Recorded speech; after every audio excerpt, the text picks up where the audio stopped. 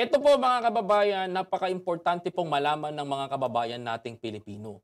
Baka sabihin po ng iba, pumunta lang si Pangulong Ferdinand Bongbong Marcos ng US para lang mag-party, para lang mag-trip, para lang gumala, para makipagkita mga kababayan ko. Pero ito po ang tunay na siyang gagawin ng ating Pangulong Ferdinand Bongbong Marcos Jr. At nais ko pong ihatid sa inyo yan mga kababayan ko. Sabi dito mga kababayan sa isang balita, Pangulong Bongbong Marcos puntiryang trabaho mga investors sa APEC Summit, mga kababayan ko.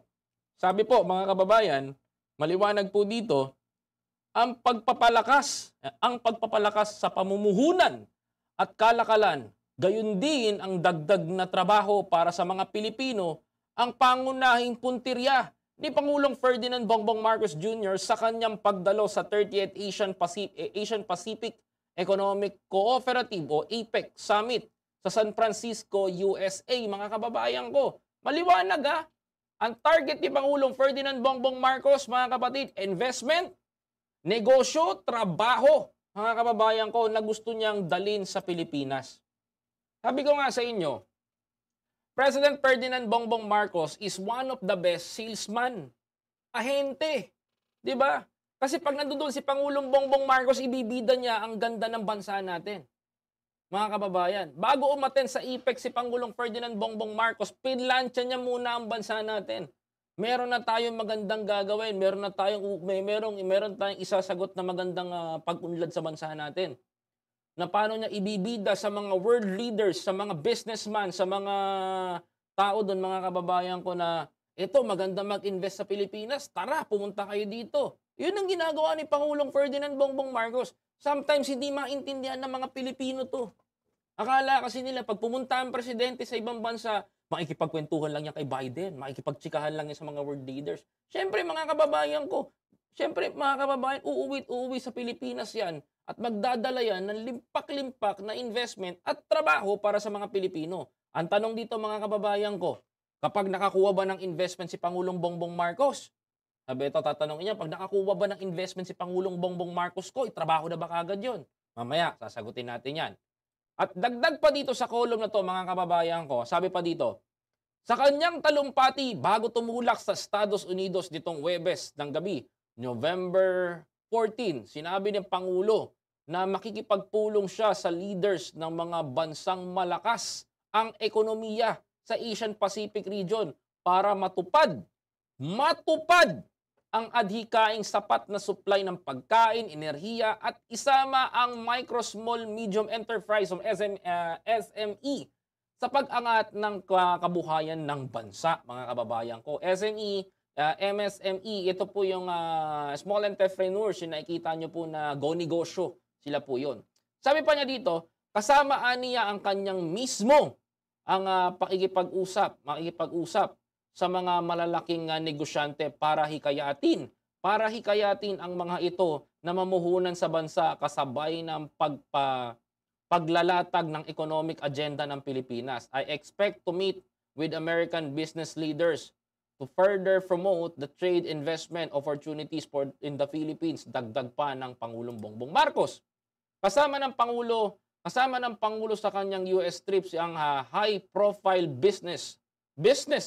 high-profile business delegation para sa bagong oportunidad ng negosyo na pagpapalawak ng partnership, mga kababayan ko. Ito yung mga high-profile inmates, mga kababayan. High-profile businessman, kagaya ng SM, Gokong Wei, Ayala, Sobel Ayala, iba't iba pa mga kababayan ko, pati ngayong anak ni Andrew Tan si Michael Tan, mga kababayan ko, ay isa rin sa mga nakasama ni Pangulong Bongbong Marcos, si Global Alliance. Alam nyo, maganda yung target ni Pangulong Bongbong Marcos makapaghatak tayo ng investors. Very important yan mga kababayan ko 'Di ba? Sabi ko nga sa inyo, ang tanong dito, if mag-i-invest ba yung mga American businessman, mga kapatid? Mag-i-invest ba sila? Pag sinabi ba ni Pangulong Bongbong Marcos, "Uy, mag-i-invest ako sa inyo. Meron mag-i-invest ng ito." Ganun ba 'yon, mga kababayan ko? No, hindi. Kailangan mo nang ipakilala ni Pangulong Ferdinand Bongbong Marcos ang ganda ng Pilipinas, kung papaano magnegosyo sa Pilipinas, at ipakilala sa mga world business leaders, sa mga American businessman. Ang ganda ng Pilipinas. Siyempre, ang tanong ng mga businessman, bago ko maglabas ng limpak-limpak na dolyares dito sa Pilipinas, mga kababayan ko, tutubo ba ako? Maganda ba yung pagpapatakbo ng bansa ng Pilipinas? Okay ba yung bansa? Di ba ako malulugi? Mga kababayan, yan ang kailangan ibida mo, 'di ba? Yan ang kailangang ibida mo doon sa mga world leaders. Nang sa ganun, mga kababayan ko, ay maging maganda ang magandang presentation. Pag maganda ang presentation ng Pilipinas sa APEC, mga kababayan ko, makakahatak at makakahatak tayo ng iba't ibang investors. Kagaya ng mga investors na nakita nyo. Dati wala namang milk tea na Macau, mga kababayan ko. Pero tignan nyo, mga kababayan, nag-invest sa Pilipinas nationwide. Nagulat na lang kayo, meron ng masarap na milk tea, Macau. Mga kababayan ko, kagaya nung nakita nyo, Lalamove. 'Di ba? Lalamove. In fairness, alam nyo yan. Yan Lalamove. Nahugot lang din natin, nag-invest sa Pilipinas si Xiao Timing. 'Di ba? Nakita niya doon sa ganitong sa APEC noon. Mga kababayan ko, dumalo siya sa APEC, nakita niya na maganda mag-invest sa Pilipinas at dalhin yung Lalamove from Hong Kong, Singapore, dinala ng Hong Kong at Singapore dito sa Pilipinas. Mga kababayan ko, nag-invest din si Xiao Timing. Ano nalikha ni Xiao Timing sa pag-invest niya sa Pilipinas, mga kababayan ko? Nagkaroon ng libo-libong mga rider Luzon at Cebu, mga kababayan ko, nagkaroon ng trabaho. Mga kababayan, mga kapatid, like Angkas, like Joyride, 'di ba? Yung mga ganyang hindi mga investors po yan na pumasok sa Pilipinas. Yan sila George Rieca, si Angeline Tam, yan sila Grab, mga kababayan ko, mga kapatid. Diyan sila nag-focus. Nagkaroon tayo ngayon ng investors na ganyan. Ano ba na itulong ng mga investors na to sa atin? Ilang libong Pilipino nagkaroon ng trabaho. 'Di ba, mga kababayan ko, na kumikita gamit ang kanilang motorsiklo? Napakarami, mga kababayan ko. Ganun po ang process niyan. Ngayon, mga kababayan ko, bigla-bigla ba yan pagkatapos itong APEC? Papasok na ba kagad yung pera? Kagaya ng tinatanong ni Ilocano? No, may process pa yan. Pag-aaralan din yan ng mga businessman. It takes months, years, bago natin maging mai-convert siya ng trabaho. Pero habang wala pa yung mga pledge na yan, na pinangako ng mga ibang bansa, mga kababayan ko, hangga't wala pa yan, mga kapatid, meron tayo, continuous pa rin yung paghahatak natin.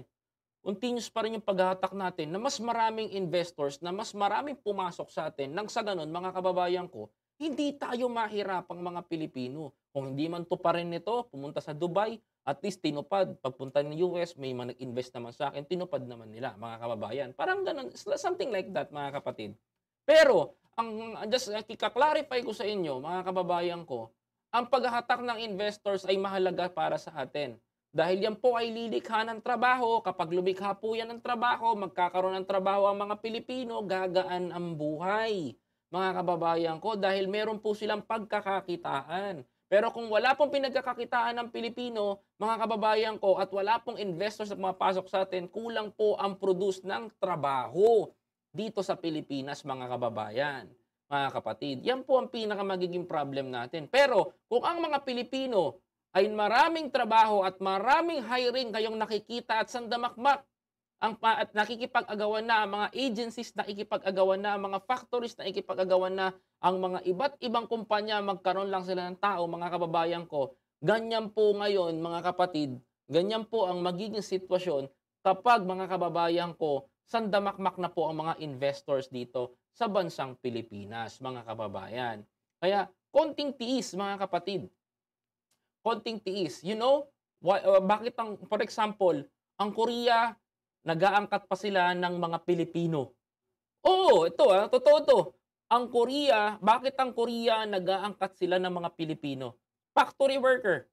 Bakit, mga kababayan ko? Kasi sa Korea, mga kababayan ko, kulang na sila ng manpower. Kasi marami silang investors na nakuha. Maraming investors ang pumunta doon sa Korea para magtayo ng mga negosyo.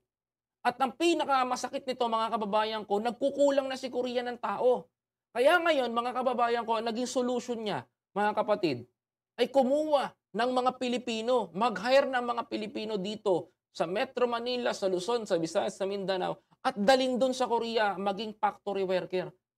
Sobrang unlad ng bansa nila, sobrang ganda. Mga kababayan ko, nagkukulang na po sila ng tao. Nagkukulang na po sila ng manpower kaya naghahatak na sila ng mga Pilipino. Mga kababayan, like Taiwan, mga kapatid. Bakit ang Taiwan kumukuha ng mga Pilipino factory worker? Bakit mga kababayan? Kulang na pa rin sila eh. Marami silang investors na pumasok pero kulang ang manpower nila, mga kababayan ko. Ganon din sana ang mangyari sa Pilipinas. Hindi na tayo ang magiging dayuhan sa ibang bansa para mangamuhan. Hindi na tayo ang magiging alipin ng ibang lahi para magtrabaho sa kanilang mga kumpanya. Bagkus sana dumating ang araw, mga kababayan ko, na meron na rin tayo sa Pilipinas na pupunta na rin sa atin ng ibang lahi para magtrabaho, mga kababayan ko. Dahil ang pera ng Pilipinas, kung magkataon na ganun, mga kababayan, ay may value na sa buong mundo, mga kababayan ko. Yan po ang pinakamaganda sa magagawa ni Pangulong Ferdinand Bongbong Marcos. Pagyamanin natin, ingatan natin, isipin natin ang magandang magagawa ng ating presidente para sa Pilipinas. Magandang magagawa niya para sa mga Pilipino. Hindi po ito basta alis lamang, hindi po ito basta lumayas lamang ng bansa para magliwaliw. Ito po ay long-term at mahaba-habang proseso na kahit nasa ibang bansa ka, ay nagtatrabaho ka para sa Pilipino. Yan po ang dapat ninyong maintindihan, mga kababayan.